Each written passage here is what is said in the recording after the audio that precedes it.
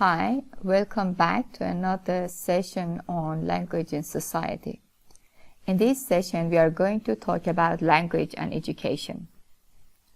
Since you will have a course on language teaching methods, we are not going into the details and we are not going to talk about what are the teaching methods out there. But we limit ourselves to two basic approaches in language teaching methods. First of all, we need to say something about second language. What is it? It is a cover term to refer to a language that the child learns at home besides the first language, the mother tongue, or it can be the language that is spoken in the wider society. For example, at home, they might be using Turkish, but in the wider society, Persian is used. Persian is the second language of that Turkish person. Also, second language refers to foreign language. We are learning English, and this is a language that is used only in formal situations in universities. That's also second language. And in order to teach second language, there are two basic approaches. One in synthetic. What happens in synthetic approaches? It stresses teaching the grammatical, lexical, phonological, and functional units of the language. So you teach the student what are the nouns, verbs, prepositions, how to make a sentence negative, how to make a word plural. So these are the fundamental units in a language. And then from learning these units, these grammatical units, lexical units, information about how to pronounce words, then the learner would learn the language, which is the bigger structure up there. So that's what we mean by synthetic approaches being bottom-up, because there at the basic level, at the underlying level, fundamental level, there are units, grammatical units, lexical units, phonological units, and the learner will learn them, and as they learn them, they would combine these units, and these units will make up sentences, and these sentences will make up the language. Those units at the base, the words, the morphemes, the phonemes, they are the bottom level units. Sentences and how we use them in the context is higher level. And so in synthetic approaches, we combine these units there at the bottom, and we arrive at something at the higher level, which is sentence and the whole language. So there is a synthesis of the unit making up the language, and it is a bottom-up approach. One example for synthetic approach to second language teaching methods is grammar translation. How does it work? The learners would learn what are the grammatical rules of the language. They would learn the grammatical parsing of the language, how to analyze it into its syntactic units. And then they would be provided with translation of those units in the native language, and little by little, gradually, they learn the language. But there is no contextualization here, or if there is any, it's very little, and therefore it would not place the learner in a position to be able to communicate with others in the language. So this is one of the drawbacks of grammar translation, since it doesn't make the learner ready for communication. In contrast to these synthetic approaches or analytic approaches. In analytic approaches, what is emphasized is that the learner has a role in order to find out about the units, the rules. The learner would actively engage in finding what are the grammatical units, what are the lexical units, how? From the texts, from the topics that they are given, from the tasks that they are given. And one thing about this task is that it is related to the needs of the learner. So they target how the learner is going to communicate, for example, in a new situation when they want to greet, or how they can ask a question if they go shopping, if they want to come into contact with another person and they talk about their opinions, how are they going to structure their language, what sentences should they use, and how should they form those sentences. So interests and needs of the learners are taken into account, and the learner has an active role to discover what are the rules and what are the units of the language, and what is the basis of finding this is that they are given text, and this text, as we said earlier, they are from the higher level. So they are given text, topic, tasks, and they have sentences which belong to the higher levels, and from these the learners are going to find out what are the rules, what are the units, and that's why analytic approaches have been considered as top-down processing approaches. Here we have a top-down approach. One example for analytic approaches is content-based instruction. So here, the instruction is based on the content, the topic that they are going to learn. In this way, the language is meaningful and the learners are encouraged to talk in that language, to communicate in that language. For example, they are going to learn how to ask for a favor. How should you ask for a favor? What are the structures that they can use? So they will be given content about asking a favor in a real situation, and the learner is going to find out how it is done and what are the units that have been used, what are the rules that have been used, what are the different component parts of that communication.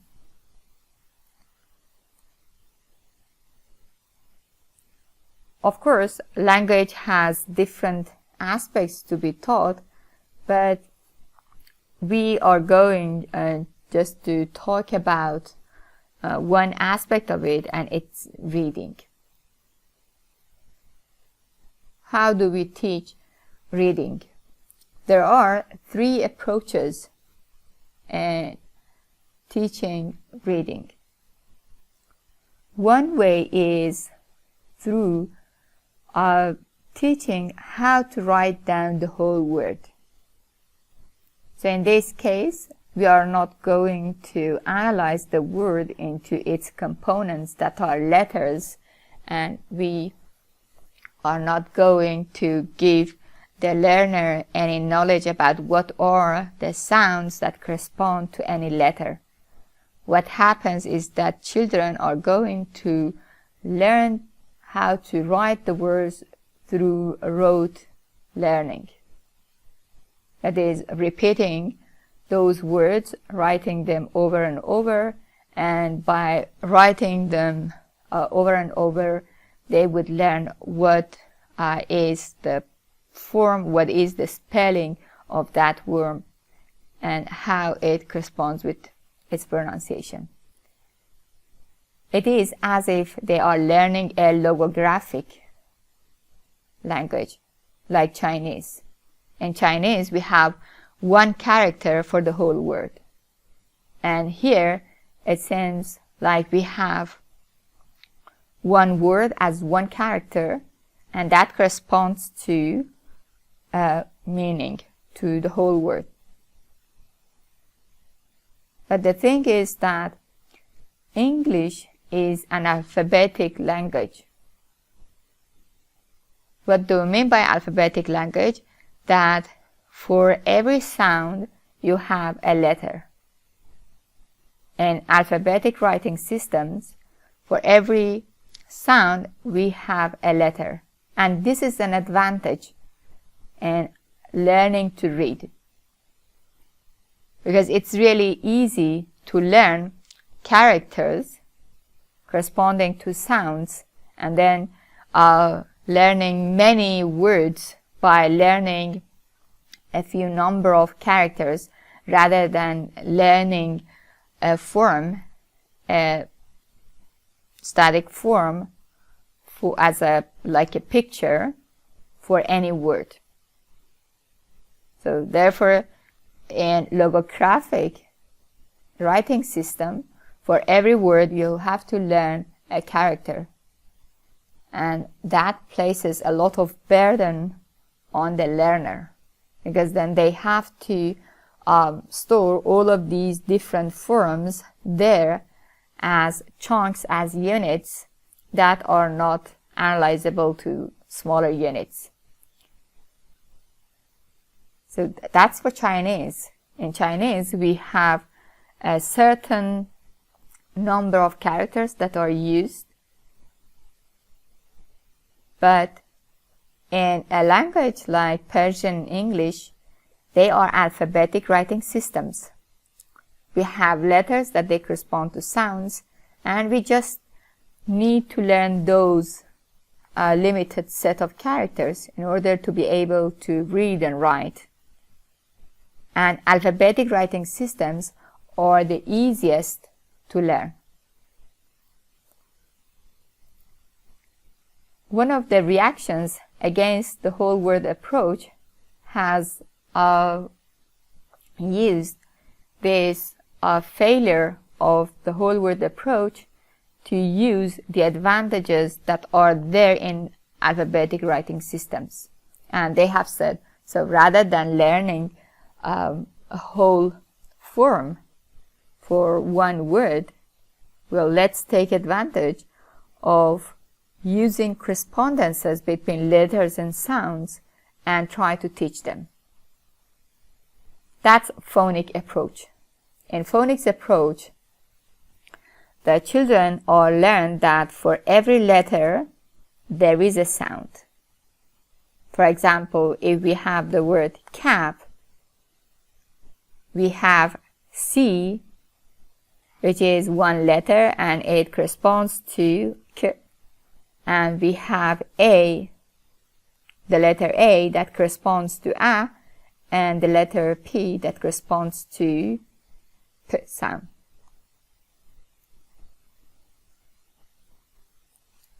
What makes phonics approach difficult is that there are sometimes many-to-one correspondences, or we can say there is no correspondence between letters and sounds. And it seems that we are dealing with some irregularities in writing. In that case, for those cases, the learner has to memorize some exceptions or some correspondences.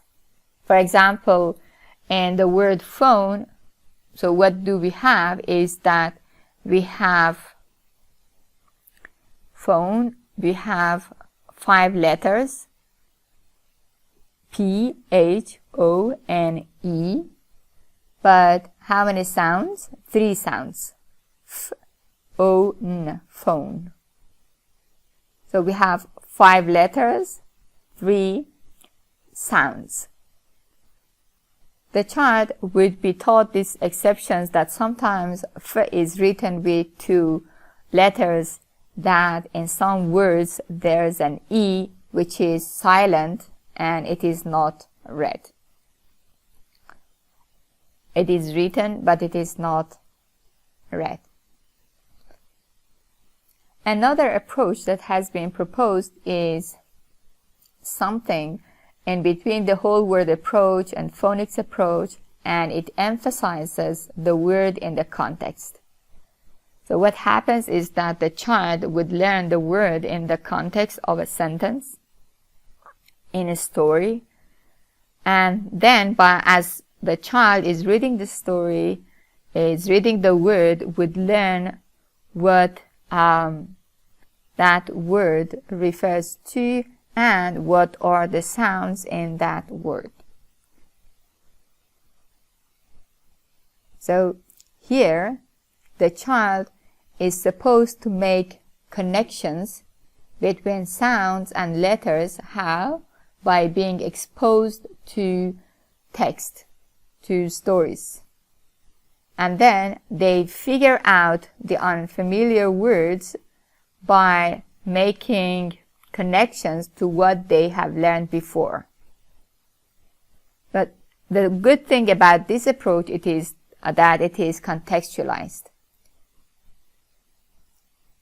The downside to this is that it also imposes a lot of burden on the child, and as you see in this cartoon up there, so what's happening here is that the child is reading, the big bear said, "I'm hungry."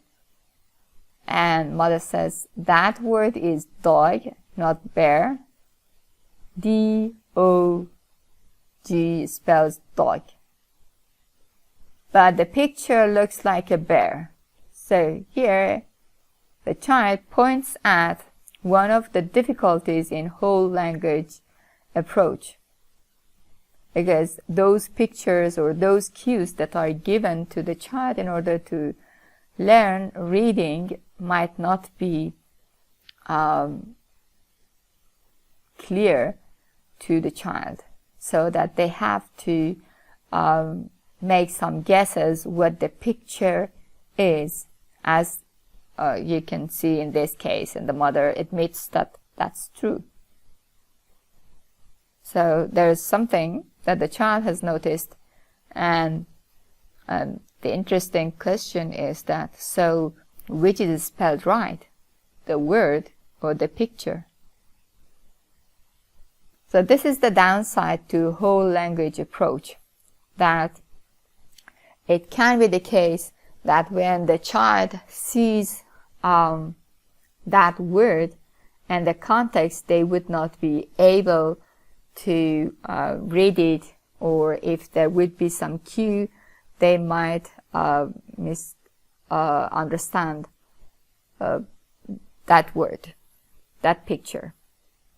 So the cue would be misunderstood, and therefore it would not help the child to learn the word. The phonics approach has been said to be one of the best and most fruitful approaches in teaching reading.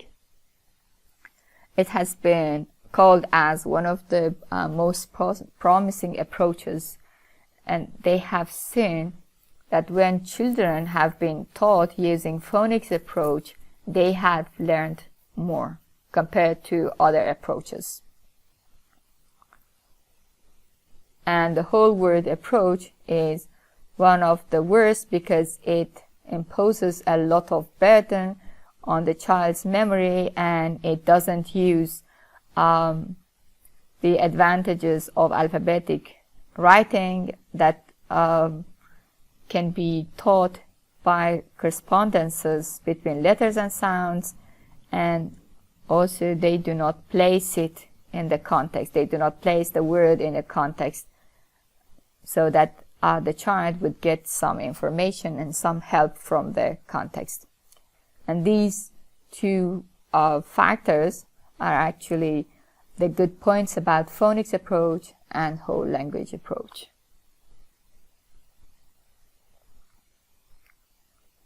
So we talked about societies in which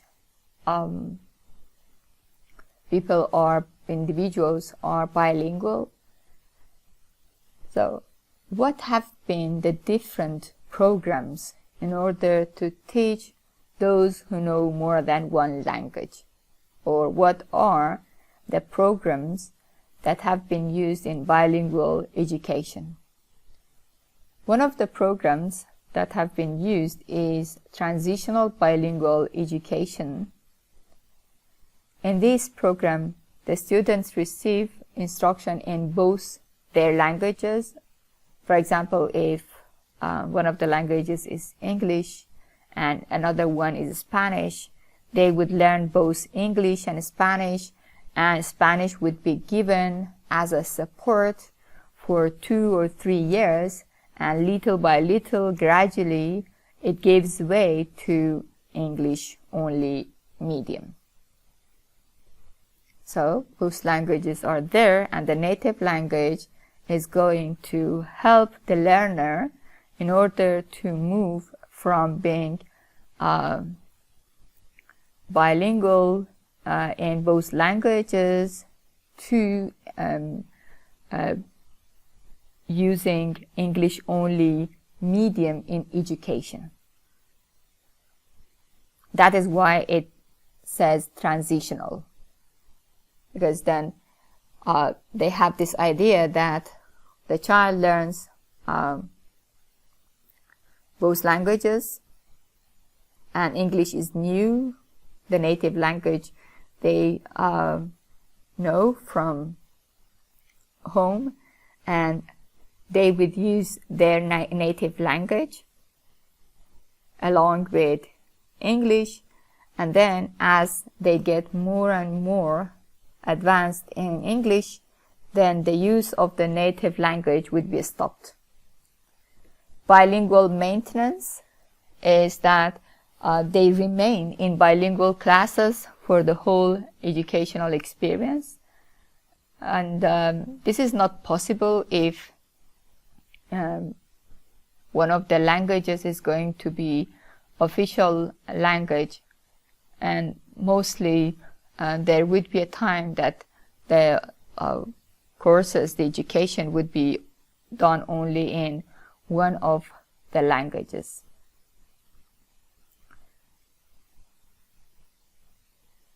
Dual language immersion is another program.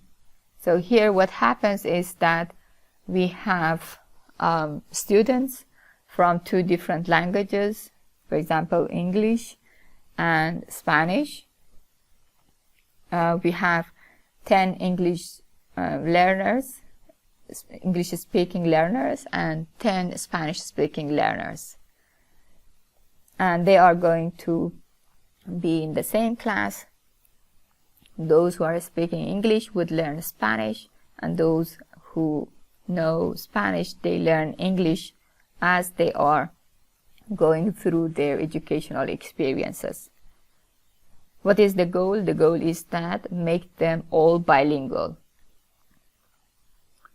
So if you look at this program, you see that it's actually for Spanish speakers, it's actually a bilingual maintenance program, and for English speaking, it's a foreign language immersion program. Another approach is sheltered English immersion. In 1970s in the United States, they have thought of forcing all of the non-native speakers to learn English and to have their education in English only medium, and therefore they have thought of a way to make non-natives ready for English only classes. The program that they have proposed is sheltered English immersion, and it's been used in some of the states. In this case, the non-natives will be taught in an English only approach, and after 1 or 2 years that they master English, then they will be transferred to mainstream classrooms that are in English. However, the studies show that some children might learn more than 1 or 2 years in order to be ready to have English only classes. So what we have talked about has been about English being the dominant language in the society. The same issue might arise if any other language is the official language, is the standard language that is used in education. For example, in Iran, Persian is the official language that is used in education. So that can also be a case in which we have to decide which of these programs should we use. Should we use transitional bilingual education, so that if Kurdish, Turkish, Baluchi, and other speakers of other languages would come to classes, they would learn Persian, and their native language would be used as a support, and gradually this support would be taken away. Or should they have their both languages from the beginning up to the end of their education? And this is something that is not at the moment, this is not something that is done, because in most schools and in all of the universities, the standard language that is used is Persian.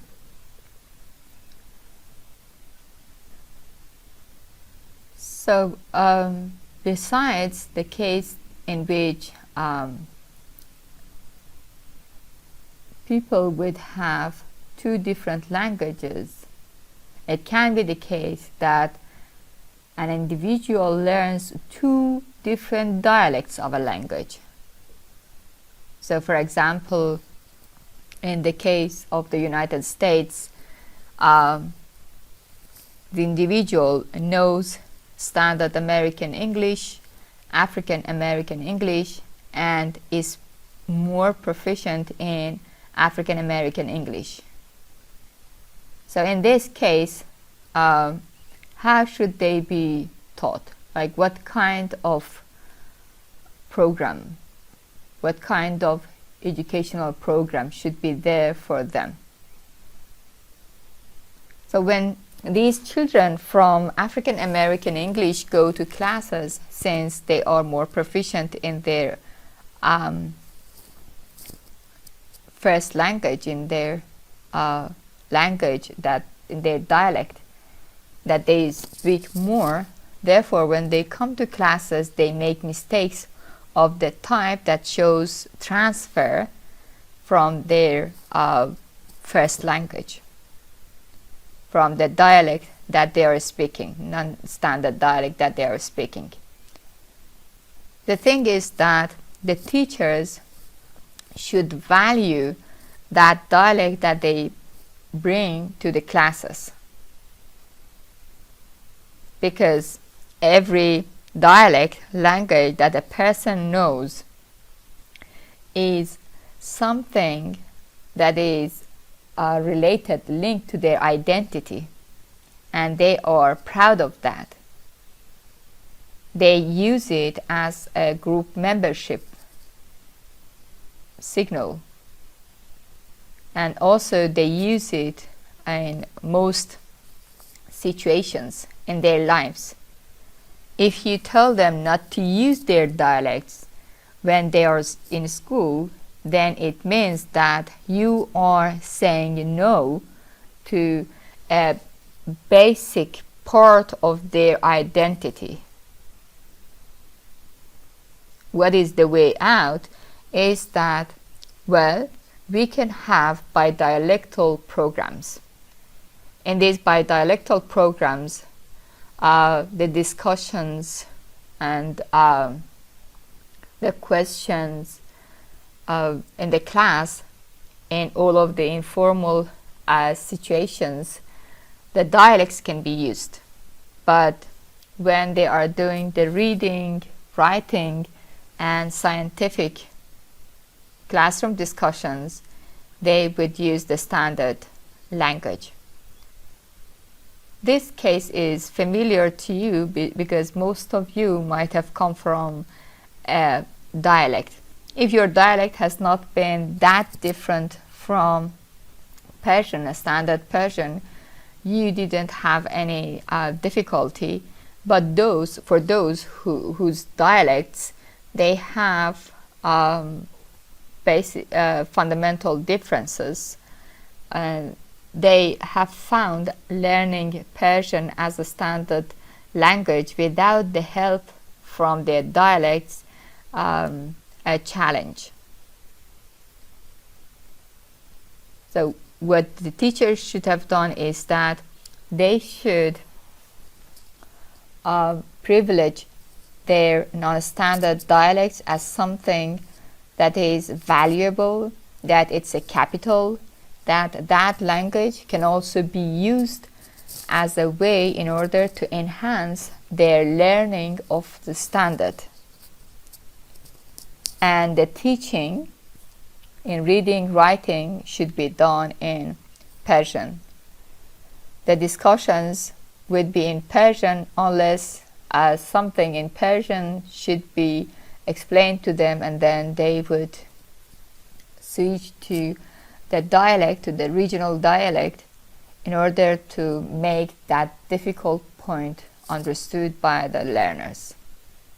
So in this way, you are giving them an extra capital while you value what they have, what they already have, and they have brought linguistic experiences from their dialect backgrounds to the class. So it's good to value that and to use it when you are teaching. And related to what we have here in bilingual education, for some of you who are teachers of English, it might have been a question whether to use Persian in your classes or not. So it's the same thing as we have here in bilingual education, like how you want to approach it. Do you want to maintain both languages at the same time as we have it in bilingual maintenance or bidialectalism? Or if you want to use Persian at the preliminary levels, and then gradually as they become more and more proficient in English, then Persian would be phased out. So it is all dependent on you as the teacher. However, some institutes, they would not allow the use of Persian in classes, but a better choice would be to use Persian as some capital, something valuable that children, learners are bringing to the class. You can start from Persian, from their linguistic experience in Persian, what they know, for example, in syntax in Persian, what they know about morphology in Persian, and then using that, you can teach English morphology, English syntax. And the studies have shown that code switching is very beneficial for learners. Those children who have learned English in classes in which code switching has been used in order to explain difficult points or cultural points or new points that have been ambiguous, they have shown more development in language learning compared to others. I hope that you have found this session helpful.